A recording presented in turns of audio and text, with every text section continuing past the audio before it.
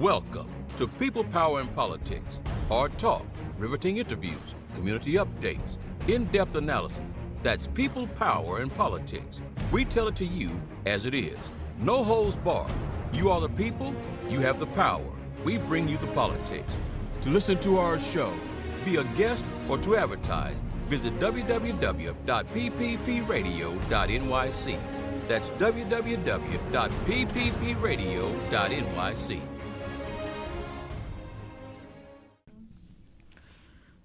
A very warm welcome to everyone. We are joined by a very special guest, Mr. Curtis Nelson, who is the Executive Director for Sesame Flyers International. Welcome, sir. Good to have you here with us. Oh, good afternoon, and thank you for having me, Pearlie. Our pleasure. So if you can just give us an overview of your organization. Let's start with the history, vision, and mission. Well, Sesame Flyers International, Inc., officially, is this year a 40-year-old. We're celebrating our 40th anniversary. Founded in 1983 by our founder, who passed on, Mr. Joseph Charles, and a few others of the Monroe clan, particularly Mr. Winston Monroe and his family, in Trinidad, actually. We incorporated in New York in 1983, but Sesame Flyers is an organization which was founded to make sure that our young people who migrated to the United States from Trinidad had a connection to their rich cultural heritage. And so oftentimes when folks immigrate to other places far away like New York, and they kind of lose touch with who they are culturally. And so the founders wanted to make sure that they were connected. The young people, their kids in particular, were connected to their culture. So Sesame started, and the name is funny. It started on a street in Like Sesame Street? Yeah, exactly. It started a street in Pitibou. It's in Trinidad. It was a dead-end street that all the kids used to play on, and they nicknamed it Sesame Street. And so when the founders moved from Trinidad, they wanted to recreate that space. So they created they wanted to call it Sesame Street Flyers because they flew back and forth between Trinidad and New York. Mm-hmm. But because Sesame Street was already an entity, dropped the street, and the name stuck, Sesame Flyers International. Okay, so congratulations, actually, 40 years, that's to be celebrated. That's a tremendous milestone. So recently, the New York City Department of Cultural Affairs Commissioner Laurie Combo joined community and cultural leaders from across Brooklyn to announce new capital investments being made in the borough's cultural institutions in the city's fiscal year 2024 budget. And at the announcement, Sesame Flyers, your organization, received a total of $2 million for a major renovation and expansion of your facility in Flatbush. And this is your first city-funded capital project. What does this mean to your organization? This is huge for us. We purchased a building back in 1989, I believe. And the building is it's a 1931 building on Church Avenue, right in the heart of East Flatbush and now Little Caribbean. And it's been an investment. We paid a lot for the building when we got it, but it was a wise decision. But the building, which is the heart of the first community center that we ran, and our headquarters, really is in disrepair, and it needed some upgrading. So we were very fortunate to have supporters like the mayor, Adams, who recognized that our space needed to be updated. So back in 2014, when he was borough president, he committed to funding the renovation of the building up to the tune of $1 million. Unfortunately, in order to qualify for that, it took us this long to qualify for the funding. Of course, he moved on to being the mayor, but certainly we were at this for some time to get this building renovated. And he didn't forget his promise. He surely didn't. No, absolutely not. He's a man of his word. Okay, so how will the $2 million investment for Sesame Flyers contribute to the cultural landscape of Brooklyn and benefit the community overall? Well, certainly, Sesame Flyers has been running community programs not only through our building at Church Avenue, but we've been fortunate to applied for city funding and have contracts to run community centers throughout East Flatbush and Canarsie. Currently, we run 2 Beacon schools, which are school-based community centers located in junior high schools. One is in Winthrop campus on East 35th and Winthrop Street. We've been running that facility since 2000, actually. And the other facility, the other community center, is in Canarsie at Biloxi campus on 82nd Street in Flatlands. Those are the 2 major community centers. We have another community center at PS 219 in East Flatbush as well. Mm-hmm. But we're in a charter school, a Lamar charter school, and we have a community center there as well too.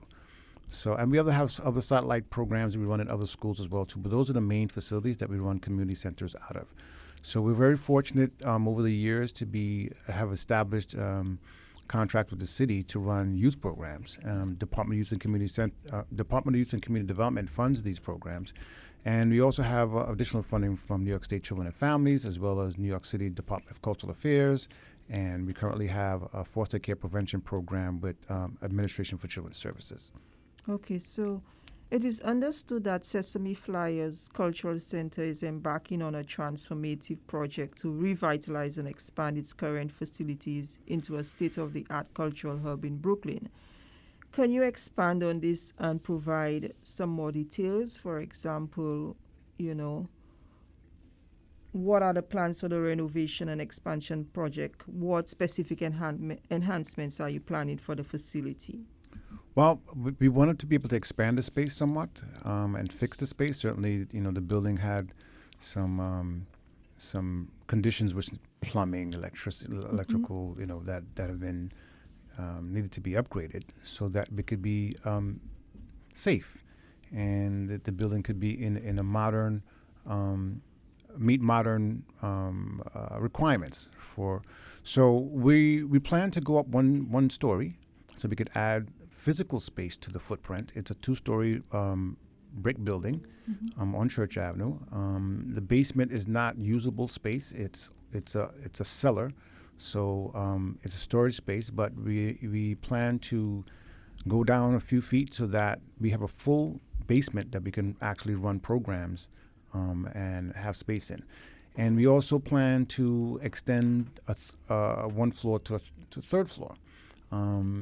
So the building is going to be transformed from a 2-story, right, to a 3-story with a full basement, right? So that gives us additional 2 levels, a basement level and a 3rd floor level, to expand programming for the community. Currently, the community center has the building serves as a community center, so that the community, they have meetings there, practices. We have our steel pan practice there. We have our dance groups practice there. We have our community meetings there, and we have some office space there as well too. So we look forward to being able to open up the community space to much more organizations to have free and usable space within the community to support their programming.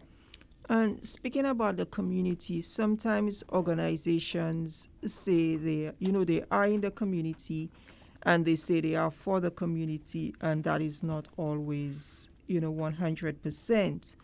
So how do you see the project that you're embarking on impacting the identity and sense of community for residents in that area? Well, there are really no cultural centers, dare I say, specific cultural centers that we're aware of in East Flatbush that supports and highlights Caribbean culture in particular.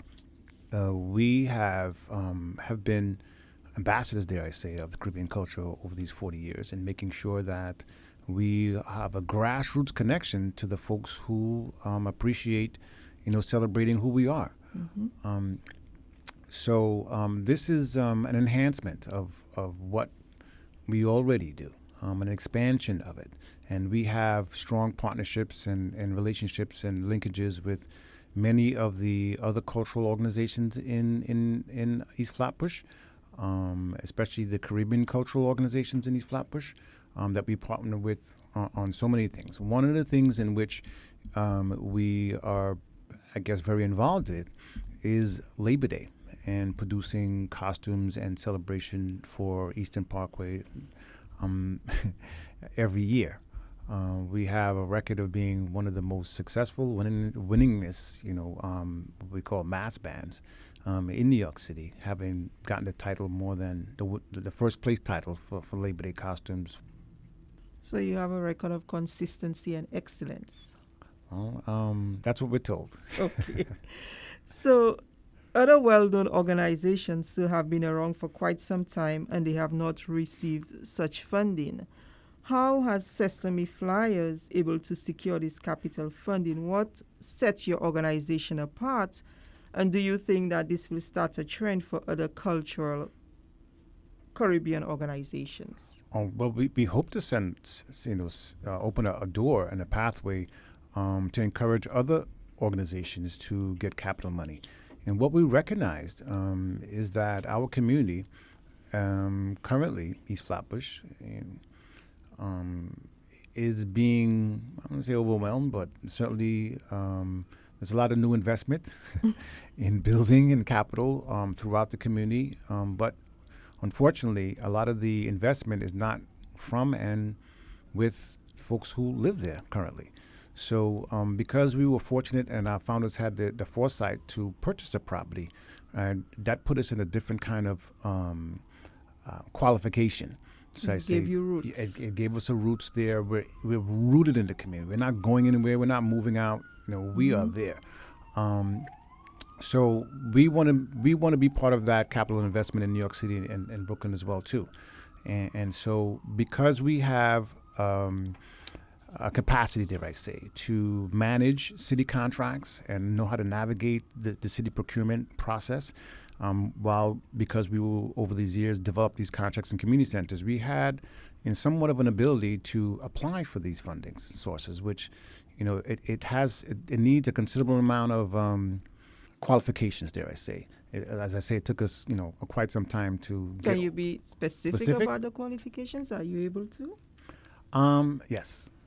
First and foremost, we had to be able to have financial statements, right? Solid financial statements that showed that we had the capacity to manage a project of this size, right? And that is just a track record of having, funding and getting evaluations and being able to deliver once the city says we have a contract. So we have a record of delivering quality programs and quality programming and being able to service city contracts with a record that's pretty good. So that in itself went a long way into having the confidence of the folks who have the funding sources to say that Sesame Flyers has the capacity to manage, expanding their services and their building and manage city funds. So that was major is having the track record of managing city contracts and funds as a qualification. And of course, there's other things as well too. Initially we had to get qualified for bank loan, right? To be able to show that we have skin in the game, that we're able to invest our own monies as well too to support the city investment. So those are the type of things that required the qualification, and certainly we had to get a viable architect and a plan, and to be able to put our vision into something that the city can see. So we had to invest in, getting these plans together in order to submit the proposal to the Department of Cultural Affairs in the city for them to accept it. To submit a winning proposal. Yes. So we mentioned earlier that Sesame Flyers is celebrating its 40th anniversary. How do you see this capital investment contributing to your long-term sustainability And in what ways do you think it will contribute to the economic and social vibrancy of the Caribbean community, in particular Brooklyn overall? Well, property capital is money. You know, that is the root of an economy. You know, property. So it really drives in the whole narrative about us being, you know, rooted in the community and invested in the community.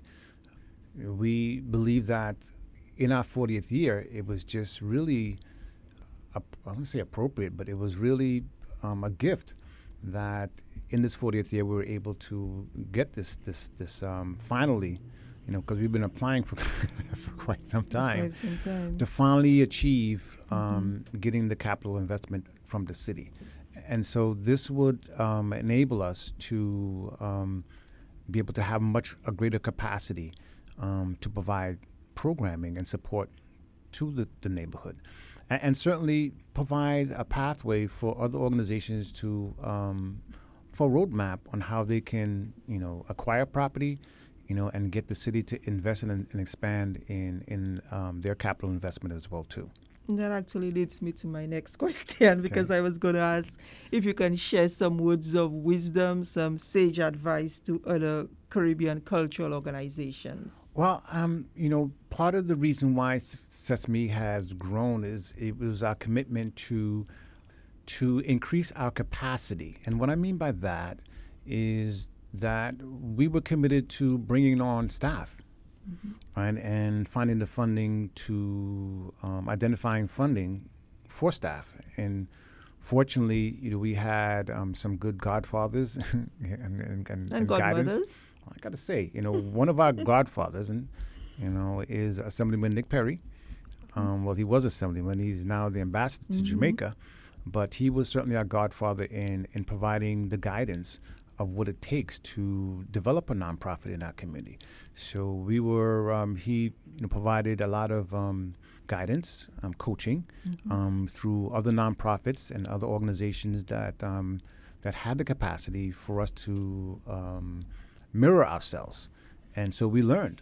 You know, he was very deliberate in creating the pathway for Sesame Flyers to follow in a nonprofit footprint, so that we were able to seek out government funding to support our goal and our mission, which is something that it takes a commitment of an administration to do.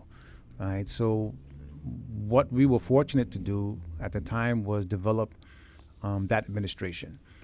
So our accounting, our department, all those things had to be in place.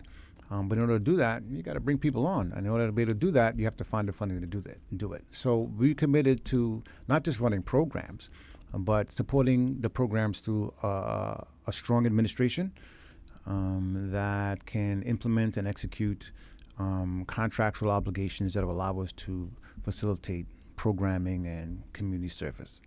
And finally, so even with the $2 million funding, how can one support, volunteer, donate to the continued success of Sesame Flyers International, Inc.?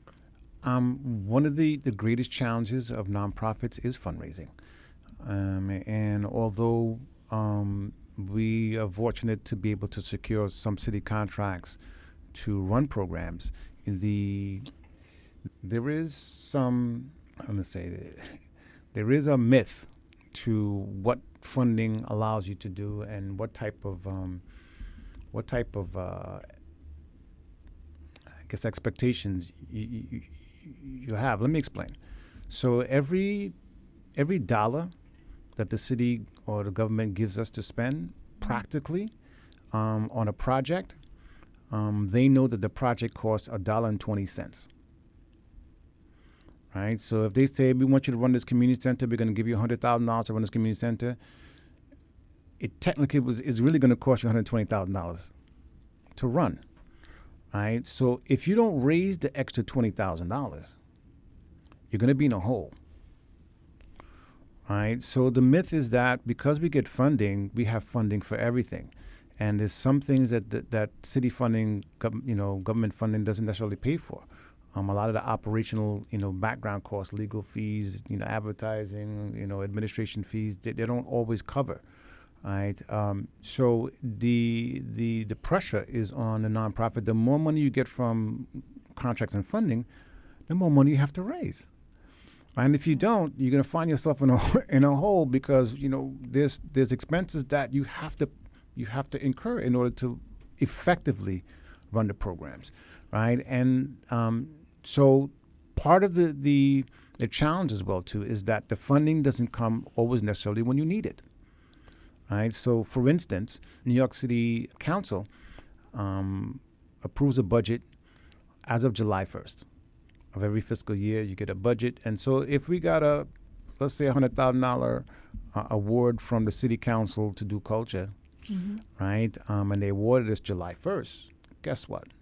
We won't see that money from the city for another 6-7 months. It takes that long. It should be shorter, but it takes at least 3 to 5 months in order for the paperwork and the contract development work to take place so that those contracts are available for us to be able to actually use, right? So in the meantime, if you have any activities coming up from July until that contract is ready, you have to use your own money. Right. 1 and 2, city council discretionary money in particular, is a reimbursement type fund. So you have to put up the money and then apply to get it back once the contractual paperwork are in place. So that implies that you have to raise funds and have funds available to match or at least match what kind of funding you're going to get. So that's why that's why you really need to raise money because the money's not always available when you need it. You have to wait for it. You have to apply for it, and then you have to apply. You have to spend your own money and then get reimbursed. So it is very important that we develop a very robust fundraising operation, and which is very challenging for our community because our community, doesn't really give so easily. Right? They want, it's a transactional. It's like they want something for it. So donating is something that we have to really work on getting our community to just get in the habit of understanding why is it that we're asking for funds and donations when people believe that, why are you asking for money when you get when you get money from the city? Aren't they funding you? It's a myth. They're not giving you all the money, and if you don't raise the money, you're going to be in a hole. We have several different social media platforms. The main one, obviously, is our website, which is www.sesameflyers.org. And that's SESAMEFLYERS.org. That's our main site, but we also have our Instagram and Facebook pages, the same, sesameflyers.org. And we also have another site, which focuses just on the Labor Day and Mass, which is called Sesame Carnival. And we have Facebook and social media sites for Sesame Carnival as well, too. Right. So those are the platforms where you could reach out. There are opportunities to make donations in every one of those platforms. And certainly, those are the opportunities where you can see what we're doing on a daily basis. On our social media platforms, we post almost every day, so it keeps abreast of where we are and what we're doing and what our campaigns are, what our programs are, what our activities are. And we have a newsletter, a monthly newsletter as well, too, that goes out to folks who are really interested in, and mostly our donors actually, who are really interested in getting news and information on a more regular basis about what the organization does. So those are the various different platforms in which you can reach out and contact and see what Sesame Flyers is doing, and certainly an opportunity for you to make a donation as well, too. Thank you so much, Mr. Curtis Nelson, Executive Director of Sesame Flyers International Incorporated, and congratulations on your 40th anniversary, celebrating 40 years in the Caribbean community, and we look forward to having you back again. Well, thank you for having me. Our pleasure. People, power, and politics. Hard talk, riveting interviews, community updates, in-depth analysis. That's people, power, and politics. We tell it to you as it is. No holds barred. You are the people, you have the power. We bring you the politics.